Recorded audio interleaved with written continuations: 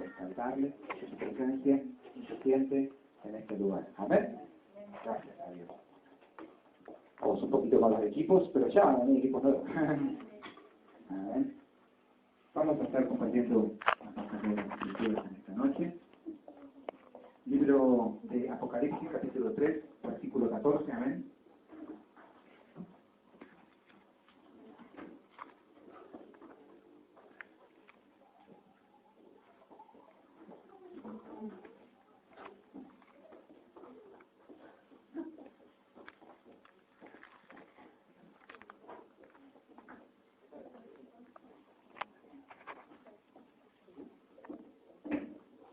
Amén. Apocalipsis capítulo 3, versículo 14. Gracias a Dios en esta noche. Yo le voy a pedir que usted haga algo ahora, después vamos a buscar. Son 3 pasajes bíblicos también que vamos a compartir. Luego vamos a explayarnos. Espero que Dios me pueda dar sabiduría suficiente para compartir lo que Dios ha tratado con mi vida. Pero son 3 pasajes bíblicos. Entonces usted, márquelo. Si tiene por ahí un marcador en su Biblia, póngale un marcador. Después de que lo leemos, vamos a otro pasaje, ponga otro marcador, y vamos a otro pasaje y ponga otro marcador. Vamos a recorrer la Biblia.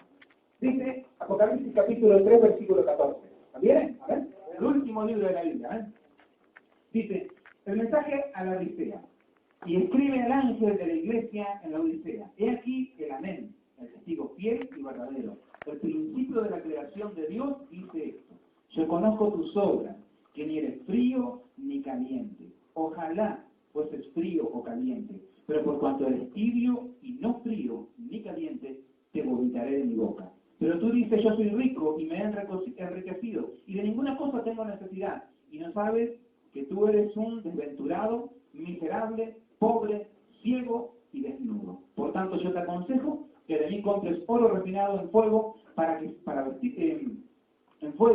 seas rico, y vestiduras blancas para vestirte, y que no se descubra la vergüenza de tu desnudez, y unge tus ojos con colirio para que veas. Yo reprendo y castigo a todos los que amo. Sé pues celoso y arrepiéntete, porque aquí yo estoy a la puerta y llamo. Si alguno oye mi voz y abre la puerta, entraré a él y cenaré con él y él conmigo. Al que venciere, le daré que se siente conmigo en mi trono, así como yo he vencido y me he sentado con mi Padre en su trono. El que tiene oído, oiga lo que el Espíritu dice a las iglesias. Amén. Vamos al libro de Proverbios, libro de Proverbios, esto es en el Antiguo Testamento, capítulo 4, versículo 23. Son solo pasajes. Amén. Márquelo a ese porque después volvemos.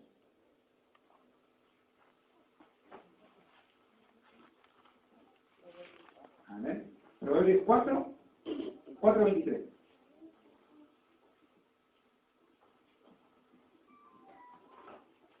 Proverbios 4, 23 lo tiene, amén. Un solo pasaje. Dice así.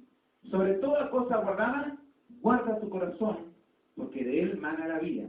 Dice así, ¿lo tiene ahí? Sobre toda cosa guardada, guarda tu corazón, porque de él mana o fluye la vida. Sobre toda cosa que nosotros podemos guardar, sobre cualquier bien precioso, la gente a veces cuando tiene dinero, o a veces agarra un dinero, ¿no es cierto? A veces si yo agarro un dinero importante, lo cuidamos. Yo no lo voy a... Me dice la Shaggy, guarda, no lo pongas en tu billetera, lo dejamos en casa, ¿no es cierto? Guardando. Y si mientras más grande es el dinero, más lo guardás. Amén. Pero dice la Biblia, el sabio Salomón decía, el que tenía millones, sobre todo lo que vos guardes, sobre lo más precioso que vos cuides, sobre todo, cuida tu corazón, porque de él fluye la vida. Amén. Vamos al libro de Reyes, capítulo 19, versículo 13. El último pasaje. Amén. Entonces usted tenga marcado Apocalipsis, usted lo tiene, entonces vamos rápido. Pero primero vamos a Reyes, capítulo 19, y le deja también un marcadorcito ahí en Reyes, capítulo 19, versículo 13. Amén. Primera de Reyes 19. Amén. Primera de Reyes 19, 13. Cuando todos lo encontramos, damos lectura todos juntos. Amén.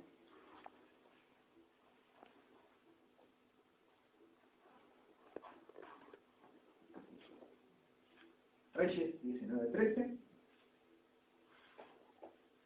Entonces usted si lo tiene por ahí. Dice así, si todos lo tienen.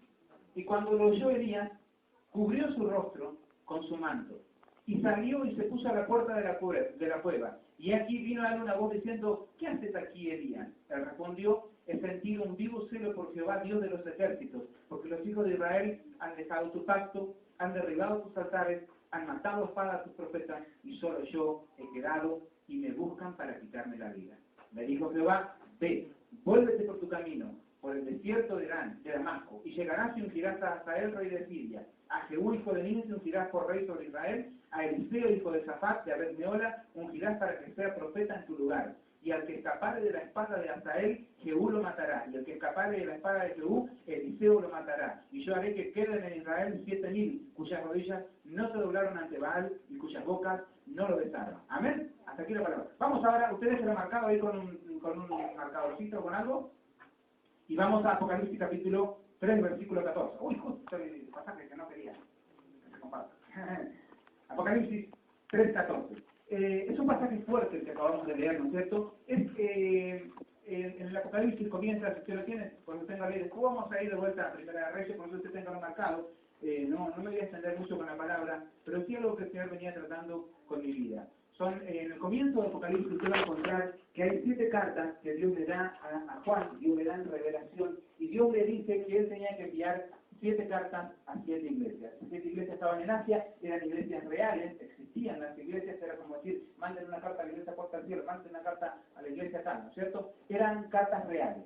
Juan escribe esas cartas, pero esas cartas tienen un significado profético. Las 7 cartas son las 7 iglesias del Señor, amén. Pueden simbolizar 7 clases de iglesia, o pueden significar, el número 7 significa número perfecto, habla de la iglesia perfecta del Señor, con todos sus errores, porque usted va a ver las cartas, que todas tienen algunos defectos, algunos errores, algunas cosas más, algunas cosas menos, pero Dios le habla claramente a cada una de las cartas.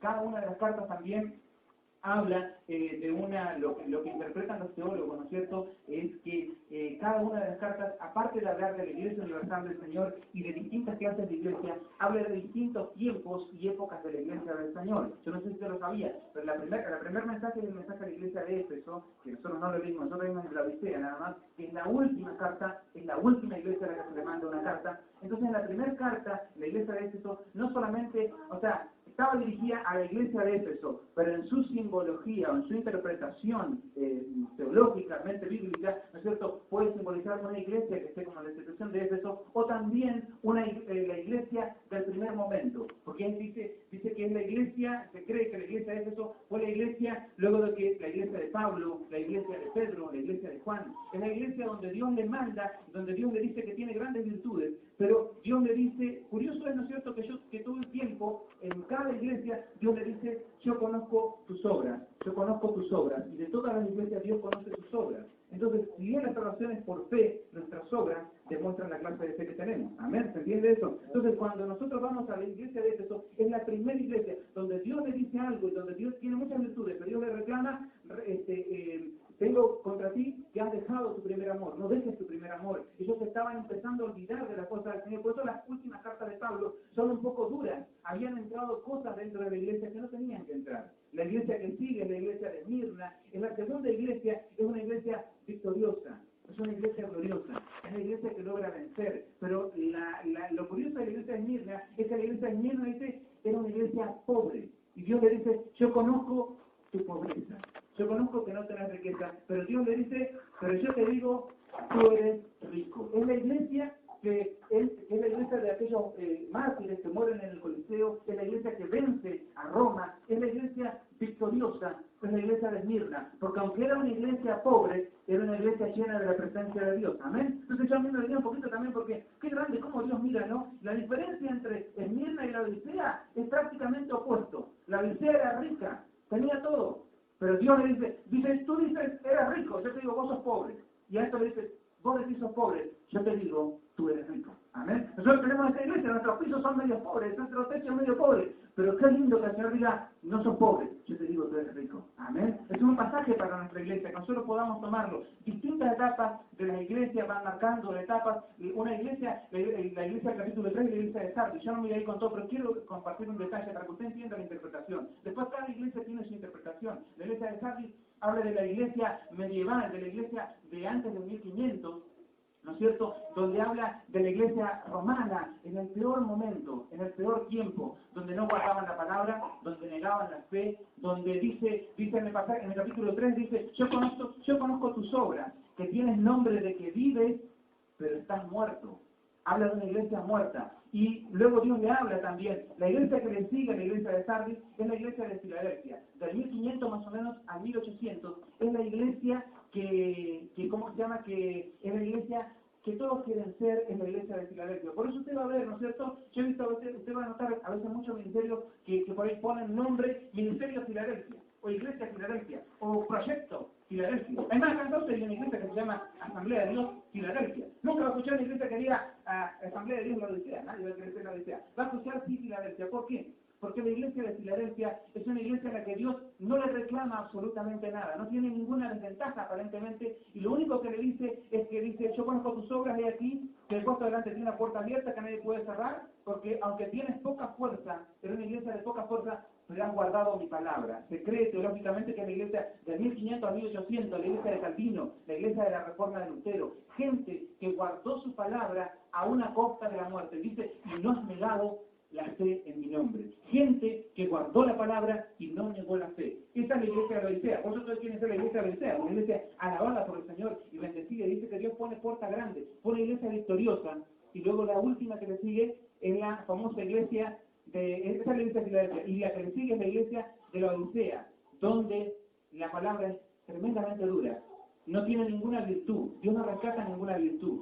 Eso es lo triste, ¿no es cierto? Es lo bravo, porque en todo momento Dios le habla, Dios le dice que conoce sus obras, y él se cree que es rico, y todo teólogo o persona que interprete la Biblia, que se preside tal, va a interpretar, ¿no es cierto?, que nadie quiere ser la iglesia de la Odisea, nadie le pone el título a la iglesia de la Odisea en este tiempo, como ya digo, todos van a poner Filadelfia, o le van a poner otro nombre, o Esmirna, que es una buena iglesia también, pero nadie pone la Odisea. Sin embargo, la iglesia de este tiempo, teológicamente, es la iglesia de la Odisea. No sé si ustedes lo sabían, ¿no? Es la iglesia de los últimos tiempos.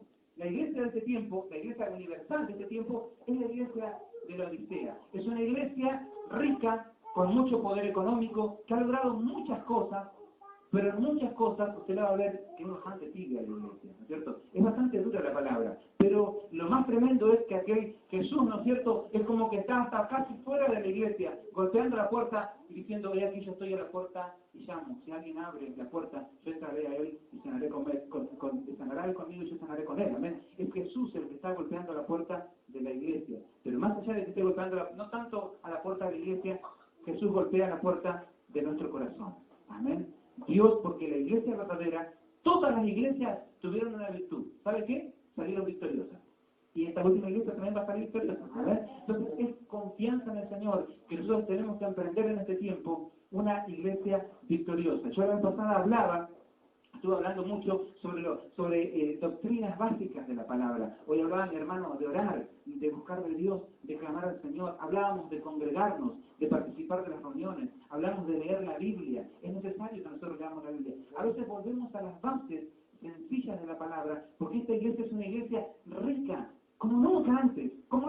Si la iglesia de Esmirna hubiera visto semejante poder, era pobre, era una iglesia que se morían de hambre, pobre. Y sin embargo, esa iglesia era victoriosa. Y de esa iglesia la Biblia dice que hay muchas cosas que no le agradan. Yo, la vez pasada, veía, ¿no? Y yo decía, qué tremendo que es. Porque una de las cosas que hablaba, el otro pasaje, yo la semana pasada cumplió años Yamila, y nosotros cumplió 15 años, nosotros recordamos un pasaje que decía, ¿con qué literal el joven su camino? Con guardar tu palabra. Después yo decía, tenía otro pasaje, decía yo, y era el otro pasaje, sobre toda cosa guardada, guarda tu corazón, porque de él mana la vida. Sobre toda cosa guardada, Dios nos llama a guardar nuestro corazón. No tenemos que olvidarnos de que Dios nos llamó para transformar nuestro corazón, para transformarnos en la iglesia victoriosa que Él quiere que seamos. Amén. La vez pasada me decía, espero que nadie tome mal, la pasada me decía, Johnny, estábamos comiendo ahí en casa, por Johnny no sabe ni lo que decir. Cuando yo hablo de ella, tiembla encima. Pero estábamos ahí comiendo, no es nada malo. Entonces estábamos comiendo ahí y no sé qué le decir. Y me dice, no, porque en la reunión de mujeres que vamos hablando, porque estaba ese día la reunión de mujeres, amén. ¿Están hablando? Amén. Todavía se va a abrir la reunión de mujeres, gracias a Dios. Que somos pobres, pero somos ricos, amén. Y entonces me decía, no, porque me enseñaron la reunión de mujeres que cuando se come, se come. Cuando se duerme, se duerme. Cuando se descansa, se descansa. Y cuando se hacen las cosas, se hacen las cosas. Yo digo, recibieron el perdón a las mujeres o me estaba engañando la Yoli? Algo así parece que recibieron, ¿no? Exactamente, ahí está, bueno. Yo me decía, ¿y no te enseñaron que cuando se va a la iglesia se tiene que ir a la iglesia? Me dice, no, eso no me enseñaron. Pero está bien, obviamente que lo sabemos. Yo decía, está bien, está buena la enseñanza, está perfecta. No es una crítica, porque yo no critico a la iglesia. A mí no me gusta la gente crítica de la iglesia porque yo me critico a mí mismo, ¿no es cierto? Es nuestra iglesia, nuestra obra. Entonces yo decía, está bien, y esa es la iglesia de hoy en día. La iglesia que te enseña cantidad de cosas. ¿Y la palabra? ¿Y el ir a la iglesia? ¿El orar? Te enseña a hablar y hablar y que vos tenés que sacar las cosas para afuera y que yo. Y no te enseña la humildad, de que a veces Dios te llama que tenés que callarte, de que tenés que humillarte, de que tenés que pedir perdón, de que hay veces que hay que humillarte y que cuesta pedir perdón. Te lo dice una persona que sabe de eso. A mí me cuesta un montón pedir perdón. No me sale la palabra, a nadie le sale eso. Pero es re difícil. Y eso en la iglesia no se enseña. Enseñamos sí una iglesia victoriosa, pero la iglesia victoriosa es primera victoriosa, ¿sabe dónde? En lo íntimo, en lo privado, en lo secreto, para que luego triunfe en lo público. Yo la vez pasada me acordaba, y yo decía qué pensaría mi mamá, ¿no? Porque yo la vez pasada contaba que muchas veces nosotros hemos estado con Yoli, que a veces no teníamos mucha necesidad, no teníamos ni qué comer. No lo digo, esto no es un testimonio, dijo. Lo digo en el ambiente de testimonio de lo que Dios hizo con mi vida. Entonces, no teníamos, pero ustedes saben, cualquier sabe que conoce mi casa, y más de hermanos y de doctor, estaba a 3 metros de estar la casa de mi mamá. Sin embargo, mi mamá nunca supo que yo tenía necesidad. ¿Sabes por qué? Mi mamá, hasta, si ella por ahí me daba o por ahí me colaboraba con algo, bueno, yo recién nos casamos y todas las cosas, pero yo no le contaba, y mi cara y mi sonrisa era siempre la de alguien que tenía en abundancia. ¿Amén? Porque ¿sabes lo que dice la Biblia? Cuando vos ayunás, no es que ayunes y le muestra a todo el mundo, ¡ay, yo ayuné, estoy ayunando! Te pongo cartel, guarda que estoy ayunando. O no digas, estoy orando, estoy clamando al Señor, sino que dice, andá y orando en secreto. Tu Padre, que te ve en lo secreto, te va a recompensar en público. No es la iglesia que ora, ¿no es cierto?, al lado del zapatero, Señor, dame un zapato, para que el zapatero escuche y tenga misericordia. No, oramos a Dios, para que Él nos escuche y Él nos provea. Esa es la iglesia que Dios quiere. Amén. Una iglesia que clame en intimidad, que busque de su presencia, y que clame más que nunca. Esta es una primera parte. Yo quisiera cantarle una canción, a ver si me sale un poquito encima del equipo, está más o menos. Voy a tratar de cantarla, ¿amén?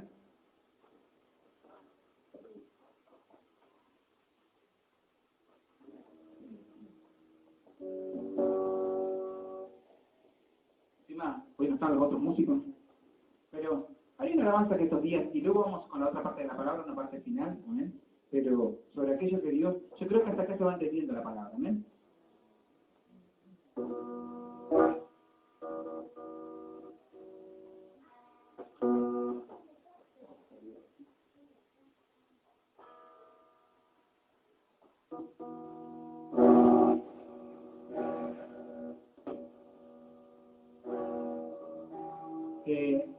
Tal vez, espero que se entienda la letra, ¿amén?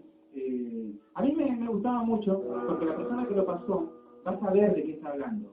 Y yo me veía a mí mismo, a veces en la lucha que uno tiene a veces con la carne, o con su cuerpo, o con las cosas que Dios te demanda que vos hagas, y que cuesta mucho vencer a veces. Esa lucha se llama la lucha del hombre interior, ¿no es cierto? La lucha del hombre viejo que tiene que morir, porque el hombre viejo tiene que morir, y tiene que nacer el nuevo que es Cristo. Y eso es lo más difícil, ¿no? Entonces, vamos a decir, esta guitarra me está haciendo nacer el hombre viejo.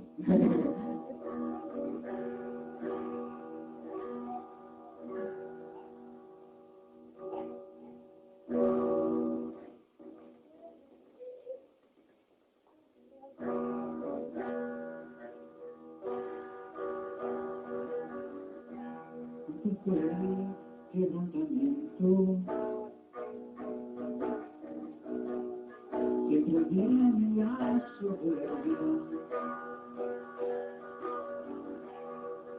una lucha entre mi carne y mi espíritu en batalla. Una guerra dentro mío se libraba, que me entristecía,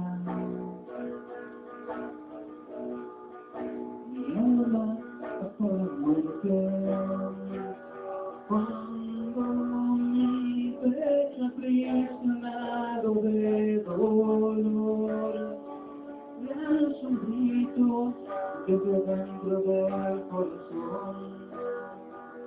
Y este vaso en mil pedazos se rompió y Jesús me levantó. Cuando mi pecho aprisionado de dolor lanzo un grito desde dentro del corazón. Y este vaso en mil pedazos se rompió y Jesús me levantó. Hoy esta batalla con gozo la recuerdo, cuando desde el cielo una fuerza me inundó. El viejo hombre tendido allí en el suelo, porque con Cristo el nuevo lo venció. Cuando mi pecho aprisionado de dolor lanzo un grito de dentro del corazón, y este vaso en mil pedazos se rompió y Jesús me levantó. Cuando mi pecho aprisionado de dolor lanzo un grito desde dentro del corazón, y este vaso en mil pedazos se rompió y Jesús me levantó. Gracias al Señor, amén. Que sí se quiere un aplauso, amén.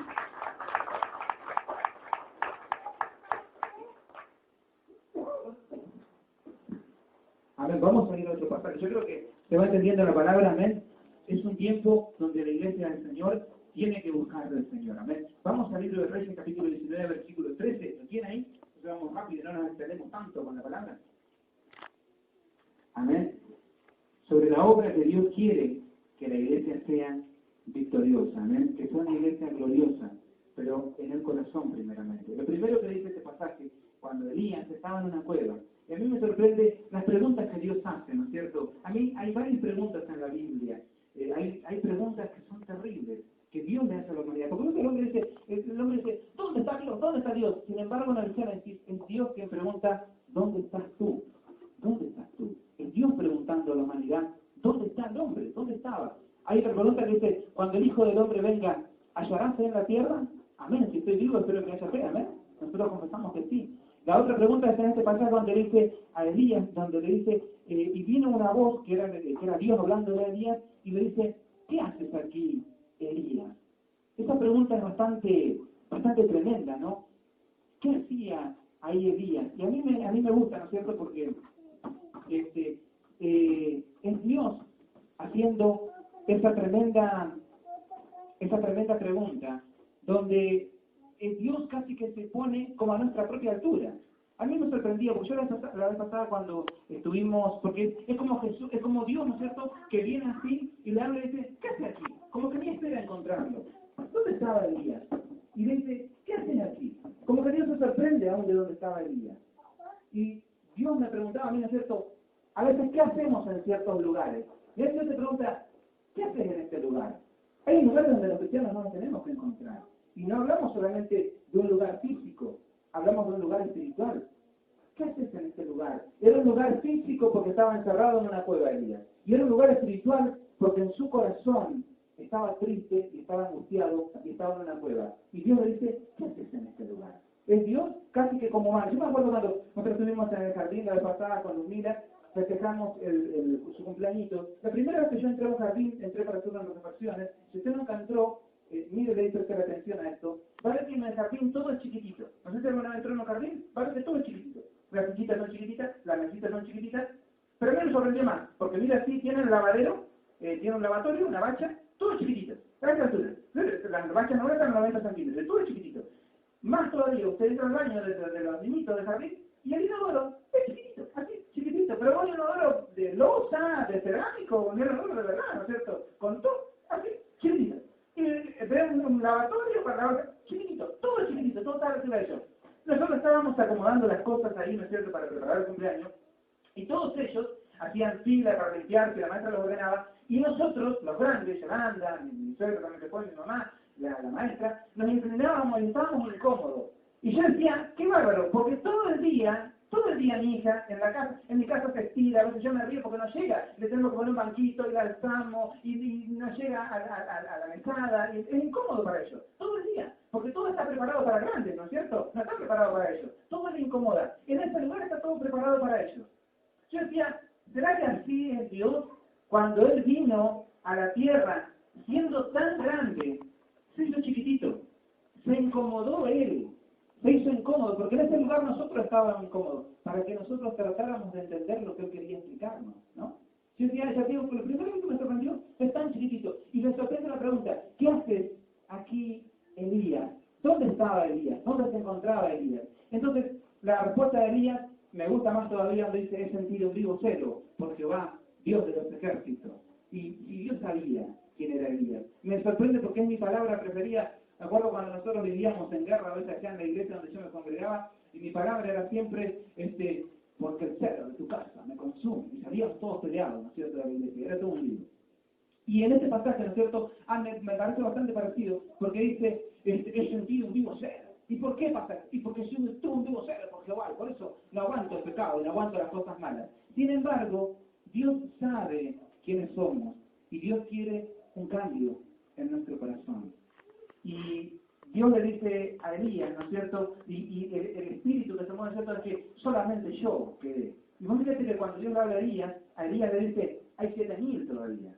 No sos solo vos buscando a Dios. Tal vez vos lo buscás de una forma, o vos lo buscás de otra, o yo lo busco de una forma, pero no indica que el otro hermano que yo vea no lo está buscando de otra forma. ¿Se entiende lo que quiero decir? Por eso la iglesia del Señor tiene que buscar en su corazón el llamado que Dios tiene para cada una de nuestras vidas. Y vos fíjate que en este aspecto de Elías, luego lo que Dios le dice a Elías, yo con eso termino, donde Dios le dice a Elías, donde hay fruto para tu trabajo, porque Elías estaba en una cueva, y yo pensaba que ya habían matado a todos, y que no había nadie. Y Dios le dice, no, todavía tenés que ungir a Jehú, tenés que ungir hasta él, y tenés que ungir a Eliseo. Y luego sale de ahí un Eliseo, porque tu trabajo trae una herencia espiritual. Elías tenía que dejar herencia de profeta, herencia de siervos de Dios. Tu trabajo en Dios, por más que Elías veía que estaba solo y que no tenía nada y que estaba mal, Dios dice, no, hay grande trabajo todavía por hacer. Y tu trabajo no es en vano, no queda ahí sin herencia. Dios te escogió para dejar grande herencia en Dios. ¿Cuántos me dicen amén? Va a haber herencia en tus hijos, va a haber herencia en tus nietos, va a haber herencia aquí en Estados Unidos. Una nueva generación que se levanta. Amén. Pero nosotros no tenemos que quedarnos enanos por ahí en nuestra mente, chicos en nuestra mente, sino crecer espiritualmente. Que la iglesia, yo no digo, ya digo, vamos a crecer materialmente con todo lo que podamos, pero no a nivel de perder lo espiritual, creciendo también espiritualmente. Amén. La vez pasada con otro termino, también estando en un colegio, me acuerdo que estaba trabajando, y me estaba ayudando un portero, como siempre me solían ayudar hace muchos años atrás. Y había unos chiquitos que hablaban ahí, conversaban unos de 5º grado por ahí. Y era un chico así muy común que me hablaba y me conversaba y era muy amable. Yo generalmente estaba concentrado en lo que estaba haciendo y no lo miraba bien. Cuando se va, para allá, yo lo veo, hasta por unos años atrás, le digo al portero, no me di cuenta, digo yo, es un enano. Era un chico, era un enano, no era un chiquito, era un enano. Entonces, sí, dice, déjame, dice, la piel de Judas. ¿Por qué le digo yo? Y dice, porque tiene como 15, 16 años y está en 5º grado, pero no es un chico, es un enano, es un hombre grande. Yo decía, me acordé de la fase espiritual. ¿Sabes lo que te dice a los cristianos que tienen muchos años en el Señor y no se crecen? Que son enanos espirituales.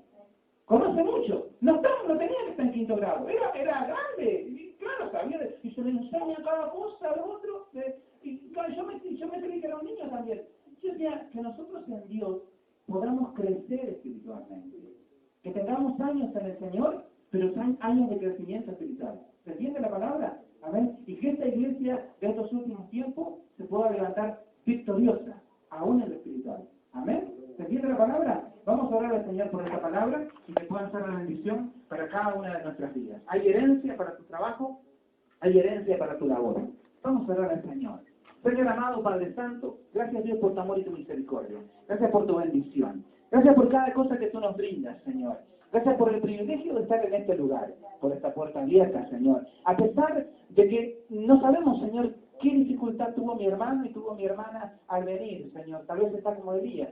Tal vez está en un lugar, Señor, donde no tendría que estar. Tal vez está en una situación difícil. Tal vez atrapado, tal vez oprimido, Señor. Pero en este tiempo que tú le muestres a mi hermano y a mi hermana que hay salida para lo que estamos pasando, para la dificultad, para la situación, que tú tienes grandes proyectos, que tú todavía tienes 7.000, que no se han doblado sus rodillas, que tú tienes iglesia grande, que tú tienes profetas, que tú tienes reyes, que tú tienes siervos todavía, que se van a seguir levantando. No termina nuestra obra con nosotros, como pensaba Elías, Señor amado. Hay una obra gloriosa, pero ayúdanos a entenderlo espiritualmente. Y si hay batallas espirituales que tenemos que pasar, Señor amado, que sobre toda cosa guardada, tú puedas ayudarnos a guardar nuestro corazón, a mantenernos puros, Señor, delante tuyo, a mantenernos santos, a mantenernos en búsqueda tuya, Señor amado. Tú sabes que es difícil, Señor amado, tú sabes que cuesta. A veces hay luchas, a veces hay pruebas, pero en esta noche, Señor amado, profetizamos, Señor. Yo profetizo libertad sobre mi hermano, profetiza mi hermano, yo profetizo libertad